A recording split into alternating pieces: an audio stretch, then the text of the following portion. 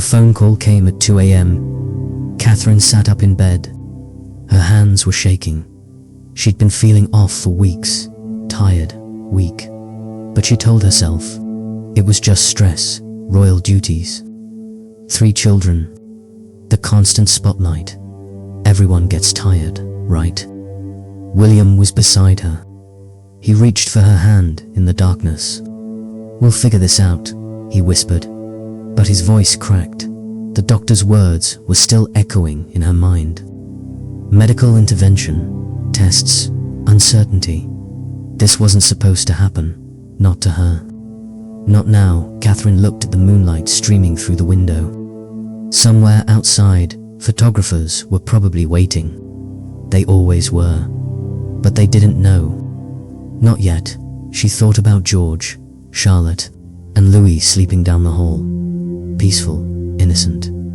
How do you tell your children something like this? William squeezed her hand tighter. "Whatever this is," he said, "we face it together." Catherine nodded. But inside, fear was spreading like ice through her veins. The next morning, she put on her makeup, smiled for the cameras, waved at the crowd. Nobody noticed the tremor in her hand. Nobody saw how she gripped William's arm a little tighter than usual. The palace released a statement. The princess will be stepping back from public duties temporarily. The headlines exploded. Speculation ran wild. But the truth was so much harder than anyone knew. 3 weeks earlier, Catherine had been at a routine appointment. Just a checkup. Nothing serious. The doctor had frowned at something on the screen. "Let's run a few more tests," she'd said, "just to be safe." Catherine had laughed it off. Then she was healthy, active, young.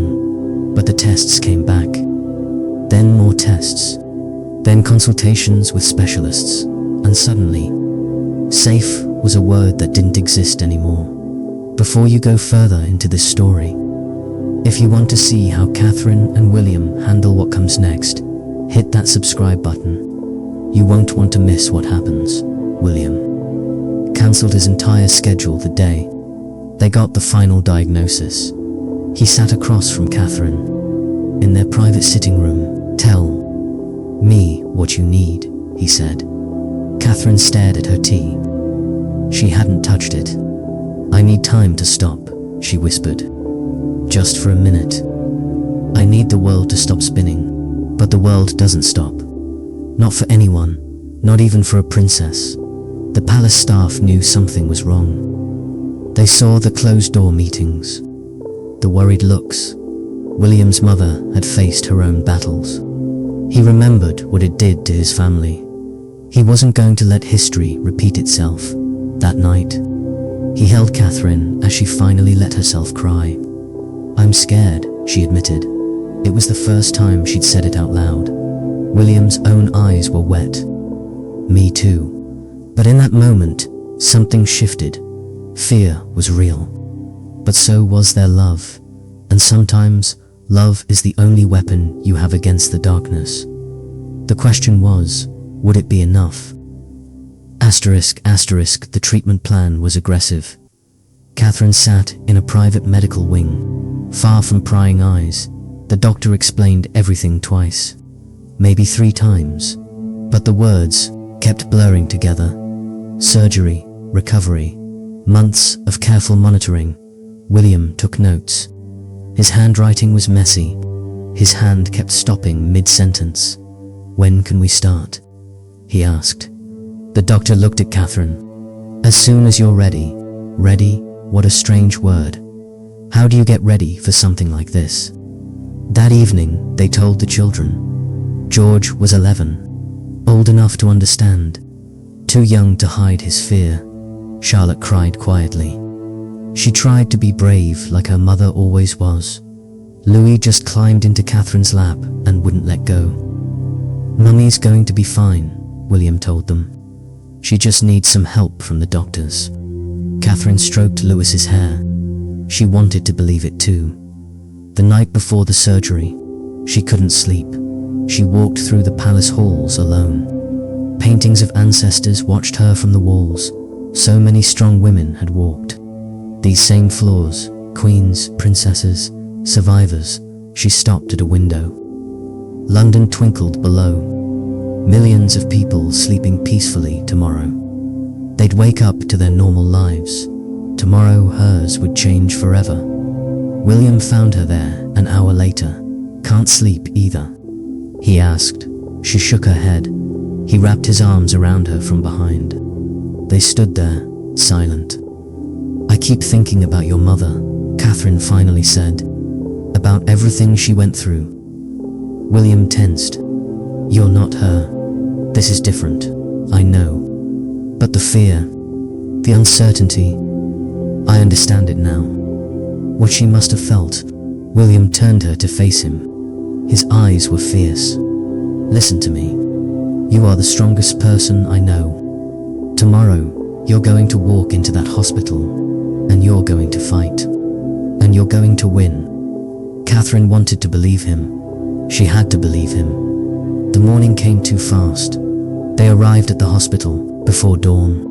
A private entrance, no press, no cameras, just Catherine, William, and a team of the best doctors in the world. She changed into the hospital gown. It felt too thin, too vulnerable. A nurse came to prep her, kind eyes, gentle hands. "You're very brave," the nurse whispered. Catherine almost laughed. Brave. She was terrified. William held her hand right up until they wheeled her away. "I love you," he said. "I'll be right here when you wake up." The last thing she saw was his face.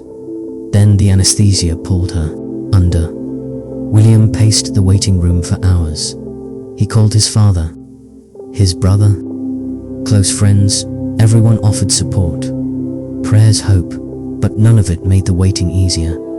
He thought about all the times Catherine had been his rock when his grandmother died, when the press attacked them, when royal life felt suffocating.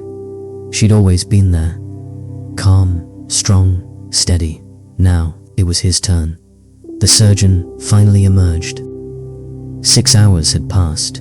William stood so fast, he almost fell. "She did beautifully," the surgeon said. Everything went exactly as planned. William's knees nearly gave out, but the surgeon's face grew serious. "Now comes the hard part. Recovery, rest, and patience." Patience? William had never been good at that. But for Catherine, he'd learn when she woke up. The first thing she felt was pain, sharp, consuming. Then she felt a hand in hers. She opened her eyes. William was there. He looked exhausted.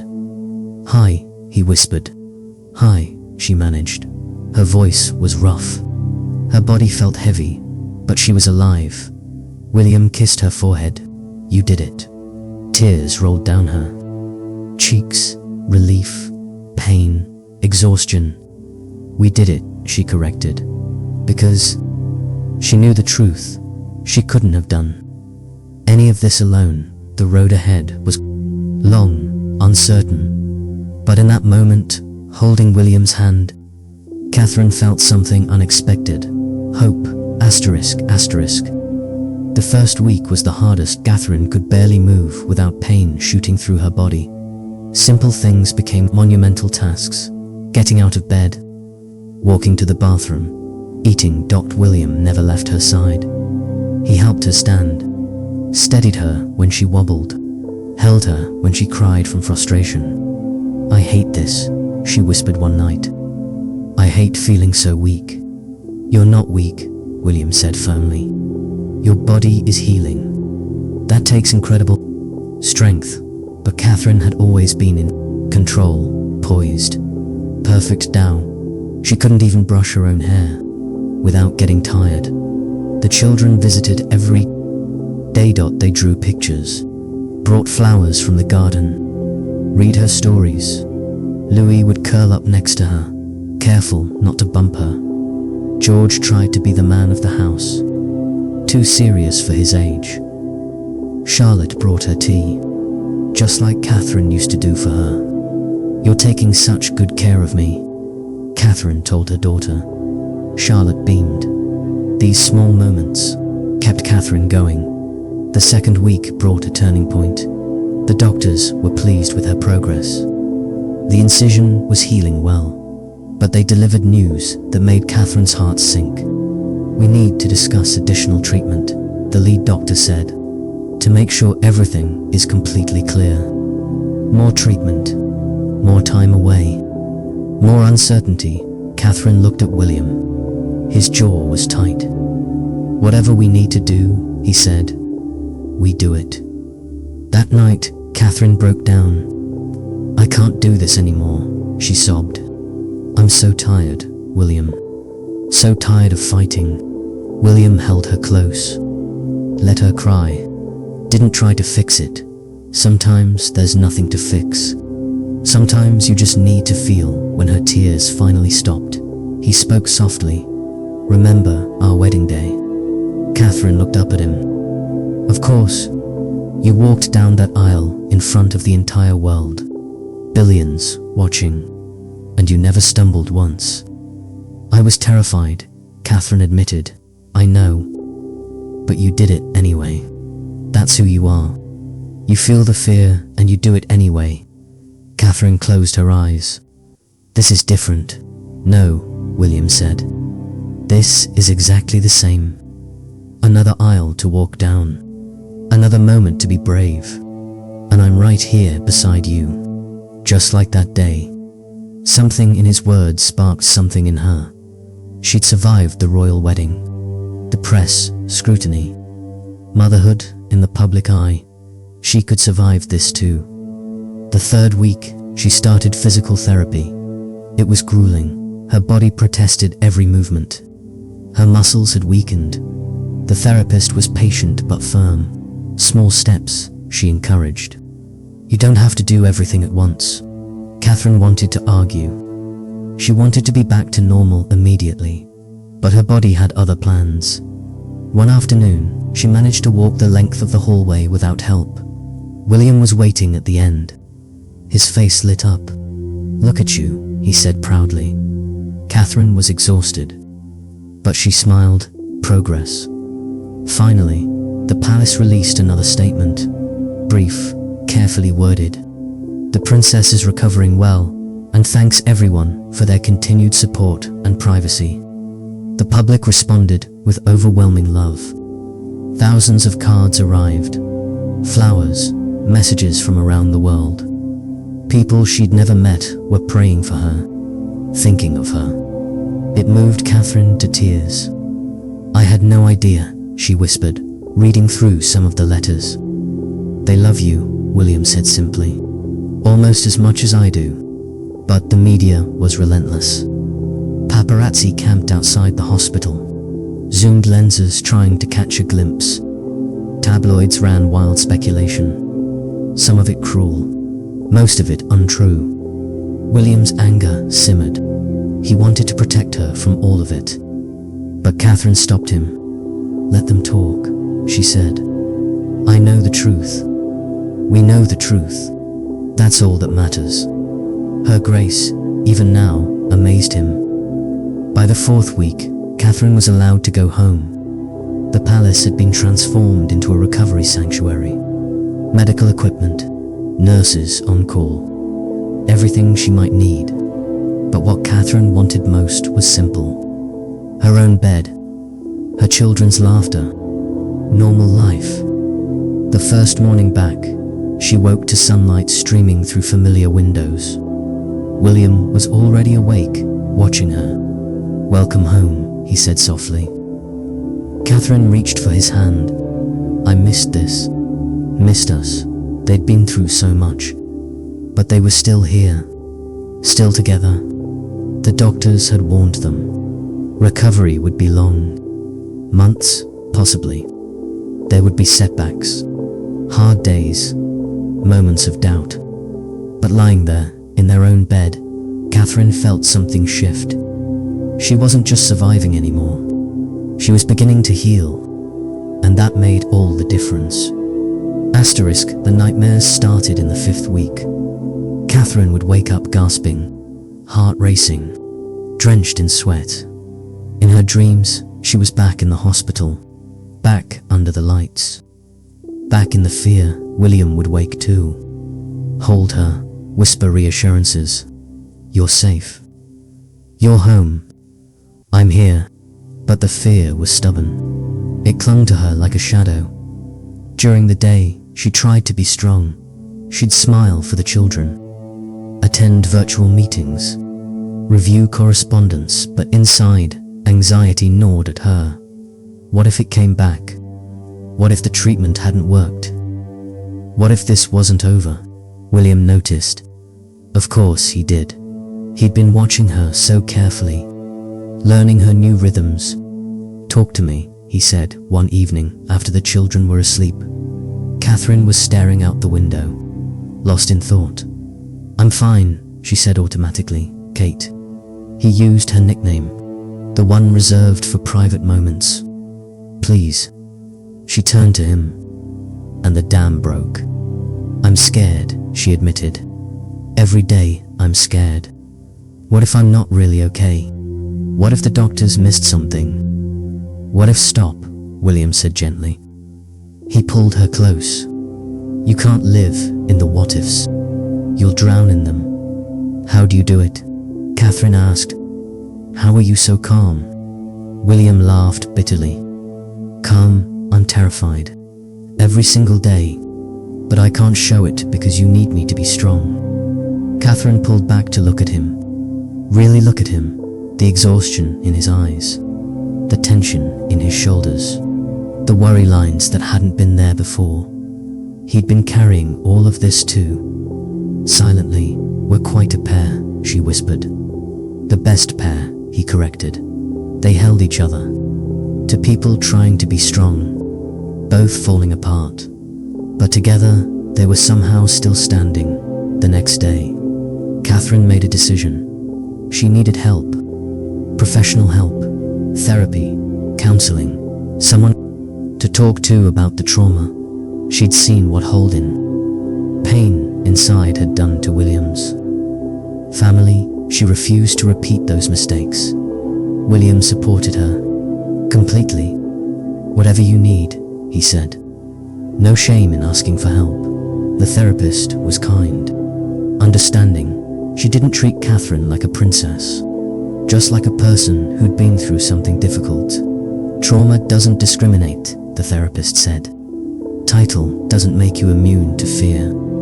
Catherine found herself opening up, talking about things she hadn't even told William. The anger she felt, the sense of betrayal by her own body, the guilt overburdening her family. You're not a burden, the therapist said firmly. You're a human being who got sick. That's not your fault. But Catherine had spent years being perfect, flawless, the picture of grace. Admitting vulnerability felt like failure. Perfection is a prison, the therapist told her. Vulnerability is freedom. It took time, but slowly, Catherine began to believe it. Meanwhile, William was struggling with his own demons. He'd thrown himself into supporting Catherine, into being strong, but he'd neglected his own feelings, his own fear. One night, after Catherine had fallen asleep, he went to his father. Charles found him in the library, William's face in his hands. I can't lose her, William choked out. I can't.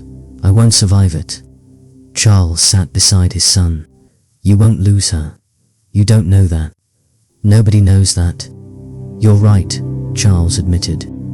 But living in fear of loss means you miss the gift of the present. William looked at his father. How did you do it? When Mum, not well, Charles said honestly. I made mistakes. Big ones. But I learned something.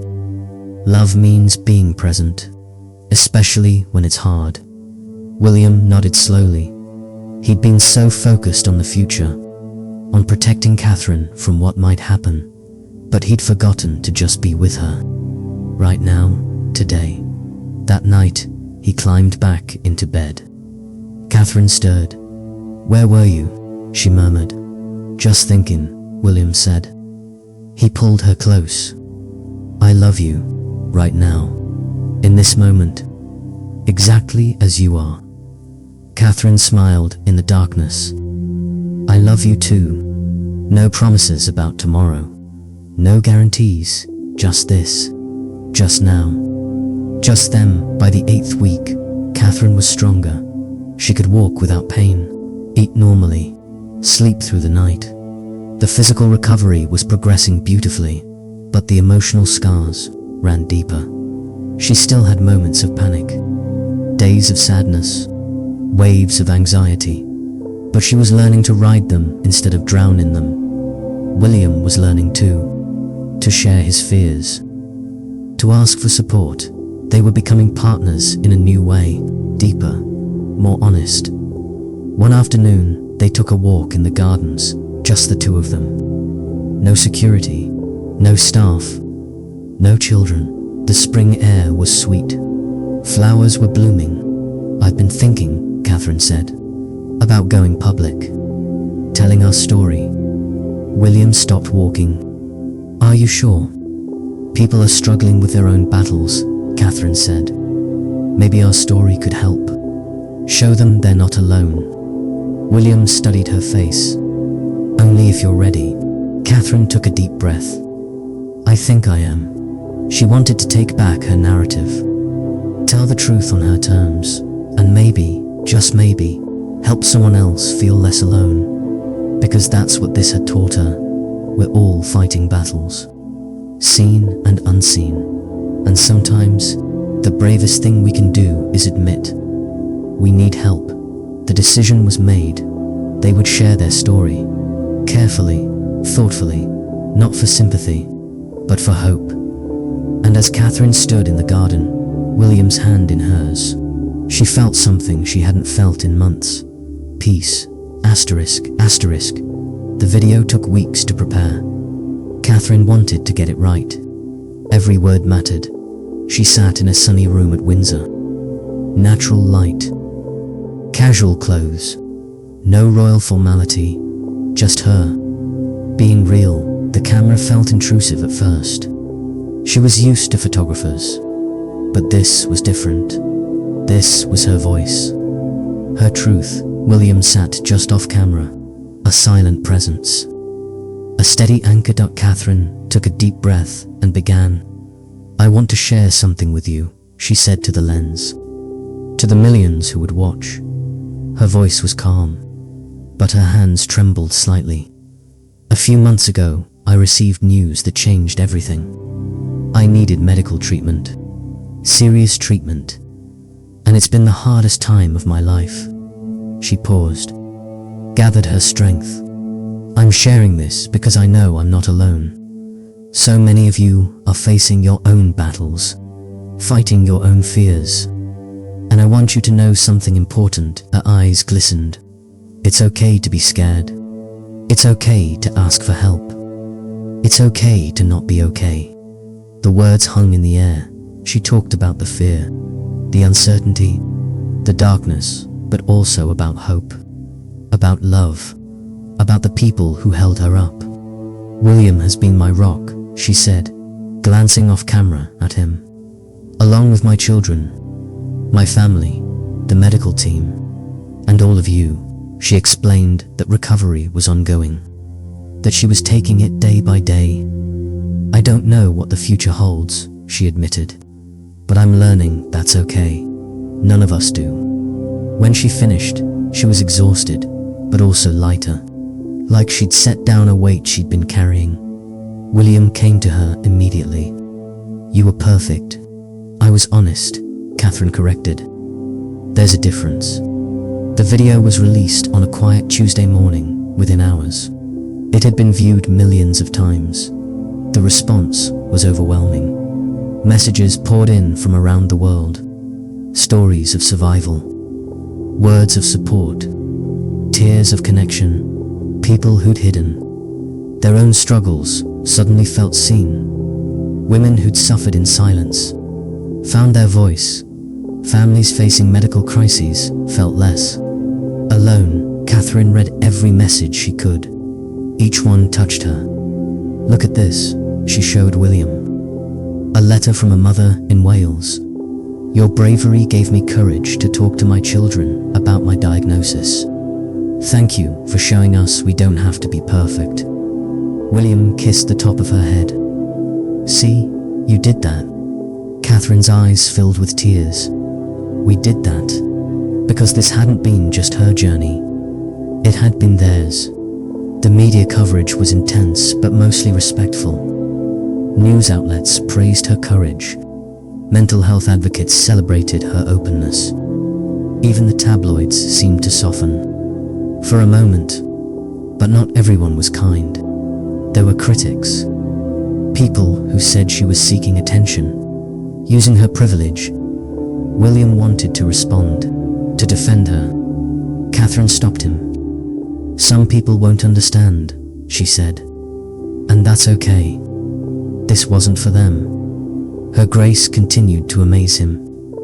A few weeks later, Catherine attended her first public engagement since the diagnosis. A small charity event. Indoor, limited press. She was nervous. Her hands shook as she got ready. "What if I'm not ready?" she asked William. "Then we leave," he said simply. No pressure, no expectations. But Catherine wanted this, needed this, to prove to herself that she could still do this, still be her. When they arrived, the crowd erupted in applause. Not the polite applause of royal protocol, real, emotional applause. People were crying, reaching out, telling her how much she meant to them. Catherine was overwhelmed. "We love you," a woman called out. "Thank you for being so brave." Catherine's throat tightened. She managed to smile. This was why she'd shared her story. These moments, these connections. Inside the venue, she met families affected by similar health challenges. They shared their stories, their fears, their hopes. Catherine listened, really listened. She wasn't a princess in that moment, just a fellow survivor. "How do you stay positive?" a young woman asked her. Catherine thought carefully. "I don't. Not always. Some days are really hard, but I've learned that's okay. You don't have to be positive all the time. You just have to keep going." The woman nodded, tears in her eyes. "Thank you. I needed to hear that." When they left the event, Catherine was exhausted but smiling. "How do you feel?" William asked. "Alive," she said. "I feel alive." That night, tucked into bed, Catherine reflected on how far she'd come. 3 months ago, she couldn't walk down a hallway without help. Now she was standing in front of crowds, sharing her story, making a difference. The recovery wasn't over. She still had hard days, moments of fear, but she'd learned something crucial. Strength isn't about never falling down. It's about getting back up, again and again. William wrapped his arms around her. "Proud of you, proud of us," she whispered back. They'd weathered the storm together, and they were still standing, still loving, still fighting. The children had noticed the change in their mother. She laughed more now, hugged them tighter, seemed more present. "Mummy's different," Charlotte observed one day. George nodded. "Better, different." Louis just snuggled closer to her. "Love you, Mummy." Catherine held them all, her heart full. This was what mattered. These moments, this love, everything else was just noise. The future was still uncertain. It always would be. But Catherine had learned to make peace with that. She couldn't control what happened tomorrow, but she could choose how she lived today. And she chose love, hope, gratitude, every single day. Asterisk 6 months after her diagnosis. Catherine stood in front of a mirror. She looked different, softer somehow, less polished, but more real. The physical scars were healing, fading, becoming part of her story. The emotional scars would take longer, maybe forever, but she was okay with that now. William appeared behind her. wrapped his arms around her waist. "What are you thinking?" he asked. Catherine smiled. "That I'm grateful. For what?" "For all of it. The pain, the fear, the struggle. It taught me what matters." William rested his chin on her shoulder. "And what's that?" "This, you, our family. Living fully. Not just existing." She turned to face him, cupped his face in her hands. "Thank you," she whispered, "for never leaving. For being my strength when I had none." William's eyes glistened. "You were always strong. You just couldn't see it." They kissed, soft, gentle, full of everything they'd survived together. Later that day, Catherine had a checkup, the routine kind. Every few months, monitoring, making sure. She used to dread these appointments.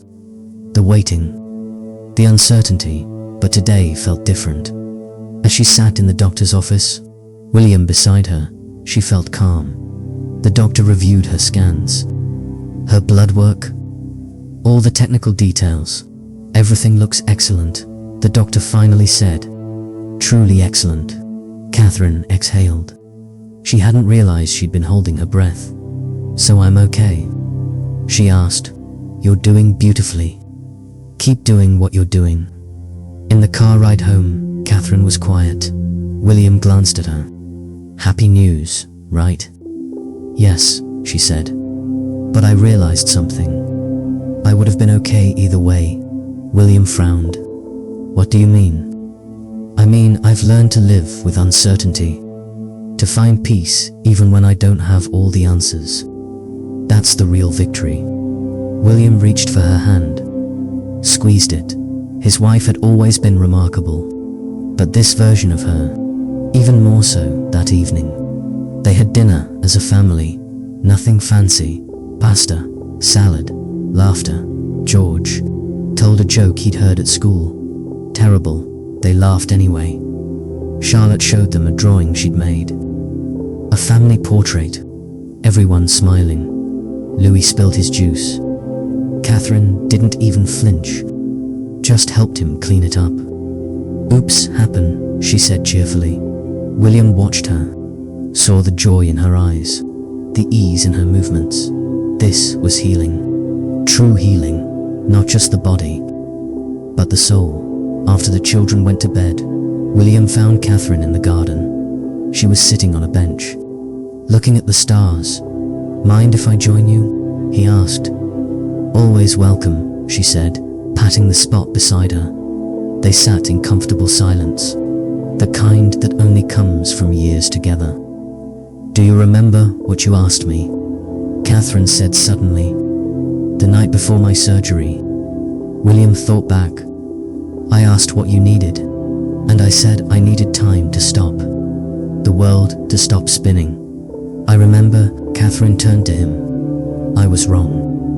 I didn't need the world to stop. I needed to stop trying to control it." William smiled. "Quite the realization. This whole experience taught me something," Catherine continued. "Life is fragile, uncertain, scary sometimes, but also beautiful, precious, worth fighting for." "You sound like a philosopher," William teased gently. "I sound like someone who's been through hell and came out the other side," Catherine corrected.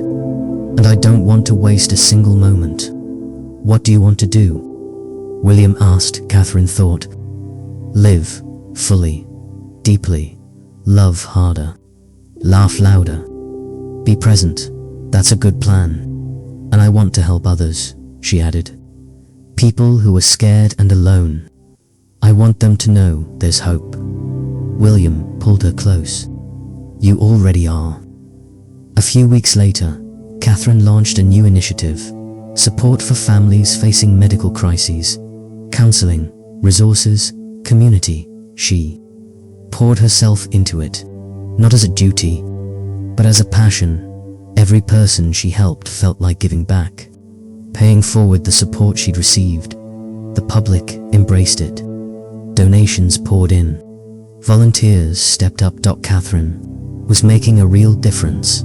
But the best moments were the quiet ones, reading bedtime stories to her, children walking hand in hand with William, watching sunrises, tasting good food, feeling truly alive. One morning, Catherine woke before everyone else. She walked to the window, watched the world wake up. The sky was painted in pinks and golds. Birds were singing. A new day beginning.